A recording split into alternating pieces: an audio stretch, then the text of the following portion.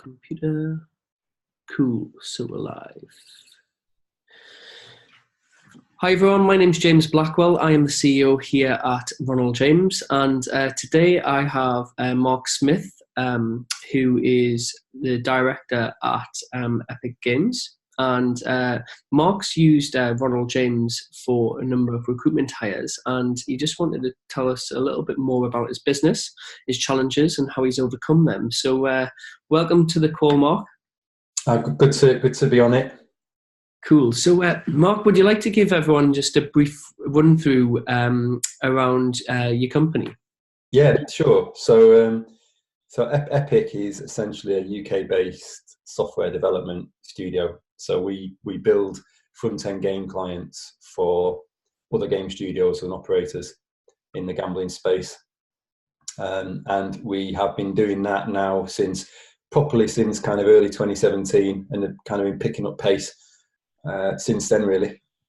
Fantastic. So how long have you been going for? Was that 2017? 2017, yeah. Is in the background, things have been going on before then, but the official start was 2017.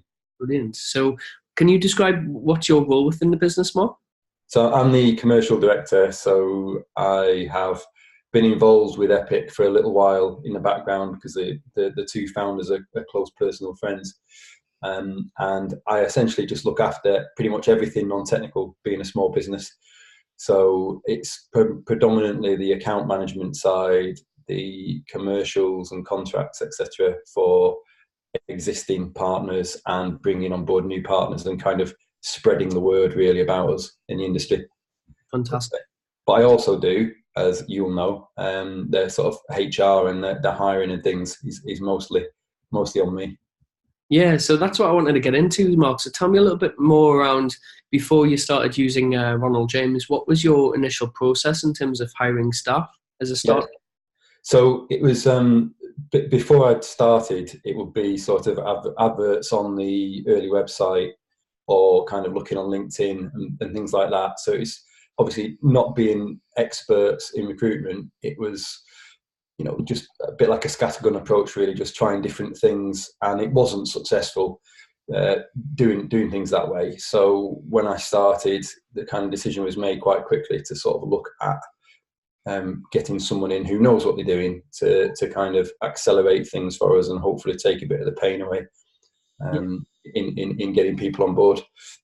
Cool. I think like a lot of our clients initially would always try and do some recruitment themselves, and sometimes they might get a bit of luck, and then sometimes a lot of frustration, and costs end up adding up in time and frustrations. And was it a cost that you incurred before starting to engage with us as an agency? Were you spending money on adverts, like anything on LinkedIn? Not really. I'll be honest. It was, but I think again the approach was very much just, the sort of Matt or Victoria in the business would just go onto maybe a recruitment sort of website and just have a browse around or just do some LinkedIn searches. And I know you're probably going to edit this out, but the whole LinkedIn approach was just disastrous because obviously you could pay to advertise on LinkedIn and get people coming through. But the problem is you've got kind of an algorithm or something there that doesn't seem to be particularly intelligent, just putting CVs your way. So you kind of say, I really want this and I really want that, and you'd end up just getting kind of all kinds of stuff coming through. So it ended up just being a reject. So it ended up wasting more time and costing money in the process. Yeah, I was going to say, so in terms of from a time point of view, especially when you're winning projects, what was the impact on the business if, like, obviously you didn't make those hires quite quickly? Yeah, no, it was because we are a small company. So I think in the past 6 months we've more than doubled in size. So we're kind of up to sort of 10 people now, and we've hired roughly 5 people, I think, over the past 6 months. And it's, as we've won kind of more contracts, originally it was Matt and Victoria with the two main developers, and we'd use some contractors also to sort of assist with some of the projects. But obviously it got to the point where there really wasn't any more hours in the day. And for me, as the sort of commercial person, it's quite hard to sort of bring in new business when you're kind of struggling to meet the existing demand. But luckily now, with the hires that we've got, we're starting to sort of get more efficient in obviously how we're kind of delivering on the projects that we're doing, and it's become more sort of cost effective overall, really, because there's more hours in the day with more people. It's interesting you say that. I mean, myself as a business owner as well, I spend a lot of time doing mundane tasks, and when I went away on a mastermind retreat, one of the things they taught us was working out what my impact is on the business and how much my cost value is per hour. Yeah, that works out around, I think at the minute it's about £80 to £100 an hour. Yeah. And I was doing things that were worth maybe £10 an hour, so chasing invoices, sending out invoices, just doing mundane tasks that you think as a business owner you just have to do, but realistically, yes, it's a cost to outsource it, but it's the impact of like me not going out face to face meeting clients every day. Yeah. That was costing the business and holding us back because we're trying to save a penny here and to save a penny there, when really the bigger picture was all about generating a lot more income on what I'm good at. And I think it's a mindset shift because everyone is a startup business. Yes, I mean, you want to save money, and recruitment fees aren't always the cheapest, and we understand that. But you pay for value. And it was funny, one of the other things happened a couple of days ago in the office. One of the guys, Dan, it was pancake day. So he started cooking pancakes in the kitchen, and the fire alarm went off. There was no fire, but it was so loud, and there's an insurance company upstairs as well, so they had to evacuate the full. But no one had a clue how to turn the fire alarm off. So I'm up on a ladder trying to take all the sensors off, trying to reset the alarm. Nothing, didn't have a clue. So I rang an electrician that I use for a few different things, and he came within 15 minutes and literally pressed a few buttons on this keypad, and it was fixed within 30 seconds. Yeah. And then you think is, well, I'm going to have to pay him maybe the best part of £150 for call out and coming out, but he's only done 30 seconds worth of work. Yeah. It's not the time that you pay for, it's knowing where to hit, so knowing what to do to fix that problem. And I think that big mindset shift for most business owners and me myself is thinking, well, I could have done that for 30 seconds, but I didn't know how to, and I hadn't had the time, and I hadn't had that skill. So it was quite interesting that. So in terms of how you heard about us originally, Mark, so do you want to tell the viewers a little bit how you came to use Ronald James and find out about us? Yeah, well, I think originally it was because of you guys helping me secure a role at Bede. Mm-hmm. So that's how I kind of heard about you. I wasn't particularly looking at the time, and I was approached by you guys, and it kind of went from there. And I just really liked, it was Dan that I was dealing with for that position, and I kind of just really liked the approach that you took as a candidate. It was different to how others had kind of approached things, and it was kind of much more, I'd say it was humorous is probably the best way to describe it, but in a professional way. But it was a nice way to do it, like, for instance, like unveiling the salary expectation or whatever was done in a kind of comedy way that kind of sounded like a game show. But I appreciated it. It kind of worked for me, and I thought, these guys seem to be a bit different. So when we started to need recruitment ourselves, I kind of thought of you guys, because I thought, well, maybe you'll take the same approach with others that you did do with me, and I thought that was a good thing. Fantastic. That's great to hear, Mark. And tell the viewers a little bit about, because I think a lot of people are going to be hiring developers, and the big challenge is hiring really good developers. Because your model's slightly different, isn't it, in terms of you offer home working developers. So tell me a little bit more about that and how that's working for you. So we are 100% remote business, so we don't have any offices anywhere. Everybody's UK based, and just works from home. It seems to be the best way to do things for us, because you don't need an office for what we do in technology. You genuinely don't, and any sort of on-site meetings is usually covered by me or the other sorts of directors of the business. So it just didn't warrant the additional cost. And I think also with the sort of working remote, I think when you've got a lot of these companies out there that will offer ridiculous sort of salaries, but in actual fact, the jobs themselves probably aren't particularly that much fun. It was for us. It was a nice sort of incentive to offer people, which was, you know, you can work remotely. The hours are flexible to an extent. It's kind of just like little things you can do to sort of get people more interested in a work-life balance, really. And I think a lot of people don't realise that. I'll kind of waffle a bit now, but when living in Surrey, recruit kind of one of the jobs that I had in central London. It's the only time I've ever worked in central London. Always wanted to avoid it because of just the travel, etc. And it took me so long to get in every day, and so long to get out, and cost so much money. And you see all these incredibly miserable people, like crammed into the tube, crammed into onto trains, that do it day in, day out for years. And I think I managed 6 months, and I thought, this is bonkers. And I think a lot of people don't realise that, you know, the effect that has on them. The kind of brain just tunes out that this is the thing I have to do, and I just have to get through it. And then they're already kind of fed up by the time they get to their office.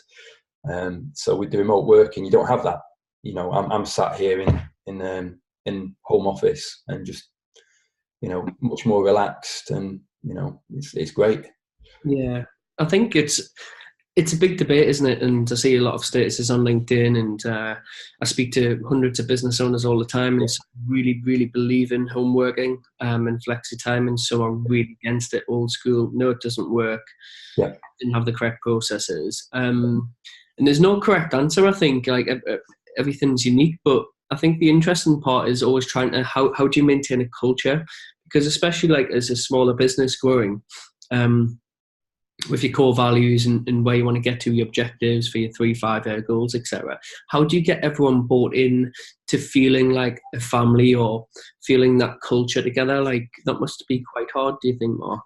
Yeah, no, I think what we do tend to do is, like, several times during the year, we'll have, like, you know, if a contract is signed, let's say, or at Christmas, or if there's trade shows or like events coming up, like award ceremonies and things like that, then we generally sort of tend to, we will attend those shows anyway, and then the guys are sort of invited to come along if they want. So there's opportunities to sort of meet up, and there'll be sort of nights out. We did night out Christmas in Brighton, go to a casino, etc.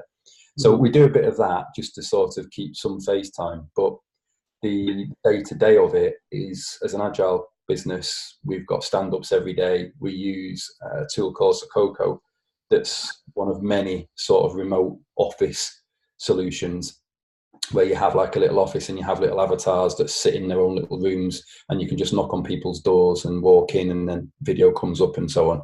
And we use that, and so far so good. It does seem to work, and I think people just accept the fact that it is a bit of a double-edged sword when you work remotely, because you can literally not see anyone.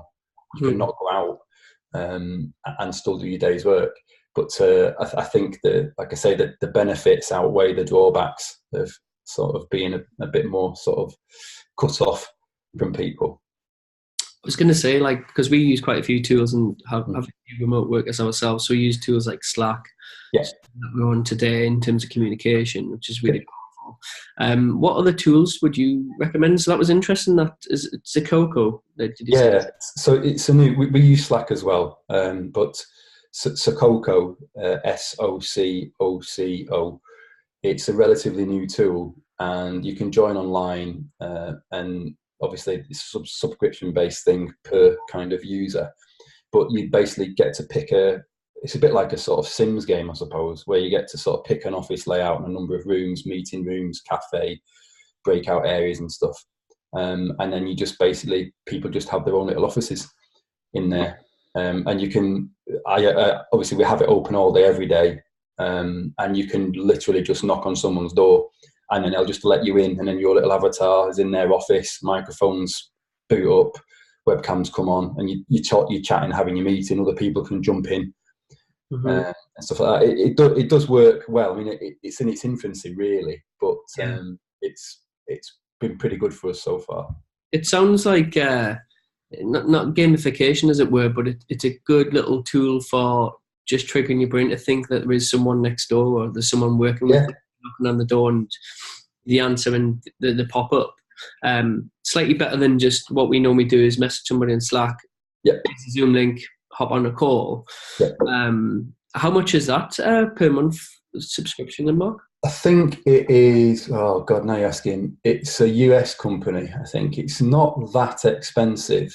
Oh God, I can't remember what the kind of per seat cost is, but it's not crazily expensive to do. But if you had a look at the site, you'd be able to sort of see, I think, their pricing models on there. And obviously, depending on scale, it drops a little bit per user. But no, it's exactly as you say. It has been good because I don't join stand-ups and things because I'm not involved in production. But I can be sat in my little office with my little round, like M&M little character, and you just see everyone in the kind of stand-up area chatting, and you can see when people talk, they light up, so you can see who's talking to each other in the meeting, and then you see everyone kind of leave there and suddenly reappear in their offices. Yeah. It does make it weirdly. It makes you feel like you're kind of not alone. Yeah, it does sound actually a really good tool, and I think it's a good tip that we'll put on the link here, because I think a lot of businesses could see value in that, or at least try it out. I think I'm going to try that on myself. Yeah. So in terms of still staying on the homework and topic, Mark, for you, what has been one of the big fundamental changes for you from commuting and working in a day-to-day environment? And obviously you're traveling all the time as a commercial director, I suppose, because you're going out around the world meeting clients. Yeah. What has been the biggest change for you that you had to adapt? Like, was it a lot of loneliness? Was it lack of communication? Like, what was it? Anything that you've learned and actually overcome from that? I think it depends on your personality type. I think if you're a very sort of social person, it can be difficult, and home working doesn't suit everybody. But for me, I'm kind of much more sort of focused on things and block things out. So I didn't really have much trouble, I don't think, adapting. I think the hardest thing is finding, is sort of sticking to some routine that works for you and having a decent space to work in. So if you've not got a spare room or a home office that you can work from, then you're probably going to struggle a bit more, because it's going to do your back in if you sat at a kitchen table or you sat on the sofa for years. So yeah, invest in a good office chair. Cool. Which one did you buy? Because I'm in Sweden a lot, and the IKEA furniture, they do some kind of pretty decent fancy stuff, so that's what we ended up sort of getting. Cool, great stuff. So just the final point then, Mark, so just summarising from when you did obviously engage with Ronald James and the process so far, I think we've done, is it 3 or 4 placements now with yourselves? Yeah, I think so. Yeah. What would you recommend to other companies that are a little bit unsure around using an agency? Like, what would you say about why they should reach out to Ronald James? I think reaching out to sort of recruitment agencies in general, I think it's what we've already said earlier, which is a lot of people kind of think something's easy, and they'll just do it themselves. I've had that in the past with project management, where it's like, well, everybody manages their lives, so why would you need a project manager? But then you muddle on and make a mess of it, but then you get someone in who's actually good at what they do, and then you kind of see really that actually so it does make a big difference when someone, A, it's someone who's dedicated to the task, and it's B, someone who knows about how to sort of execute on the task. I think with Ronald James, it's been more about the fact that you guys are more personable, I think, and more sort of flexible in arranging the interviews and the times, and just being it's not like dealing with a sort of a big corporate. It's dealing with someone on a more personal level, which I think has been good for us. Great. And in terms of one of the biggest challenges you see on the horizon for your industry, in terms of maybe the hiring part as well, what do you see is one of those challenges? What's over the horizon for you? I think really it is quite difficult. We predominantly hire developers, and it has been quite difficult to find developers of the right sort of caliber to join the team, bearing in mind we are such a technically focused business. And obviously, because we're small, it's hard to, we can't kind of suffer fools, so to speak. Everyone needs to come in and needs to be a star.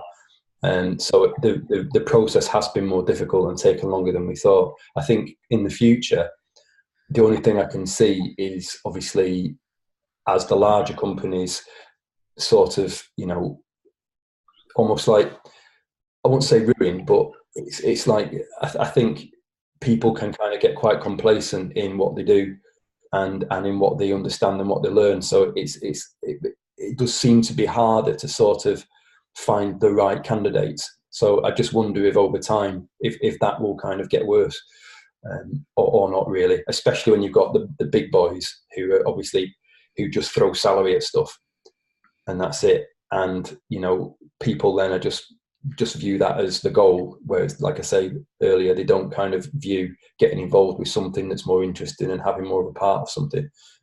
So it's kind of hard to sort of pull people away from the big lights and the flash. Yeah, and that's where I think our service comes in, as being that middle person that's an agent for you and represents your brand. Yeah. To really understand what you guys do, your ethics, your growth plans, etc., to instill that in the candidate process so they're really bought in, because you hit the nail on the head there, Mark. There's always going to be bigger and better tech companies than you guys, because there's always bigger and better out there that are going to pay more money.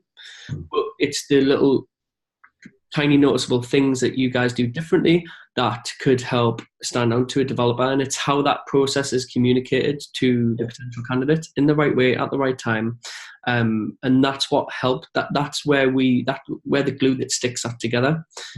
Otherwise, it's just putting another job spec out and saying, "Do you want to roll here at £60,000 a year? You work from home." Yeah, get on the front of it, but there's a lot of other companies do that. So what else is different? And it's how we communicate that with the audience that trust us, and present it in the right way. And I think that's only it's always gonna be harder. The biggest challenge, I think, over the next 2 or 3 years is only going to increase, particularly with software engineers, developers, etc. Yeah. The demand's huge, and what I'm tending to find now, there's a lot of developers already made that move a couple of times and on a really, really good salary, working on great tools and tech. They're getting flexi time, work from home, unlimited holidays. What next? Yeah. And it's all those little personal things that I think make a difference to making sure that they're the right culture fit and they're really bought into the project that really excites them as well. Yeah, agreed. Yeah. Great. Well, listen, thanks for your time, Mark. If anyone wants to reach out to you and to maybe look at your services, what's the best way to reach you? The best thing to do is just to kind of reach us through the website, or you can just always email me, mark@epicindustries.co.uk. Or get me on LinkedIn. Good stuff. All right. Really appreciate your time, Mark. Yeah, no, it's cheers. Thanks, James. Thanks very much. Okay, bye. Bye.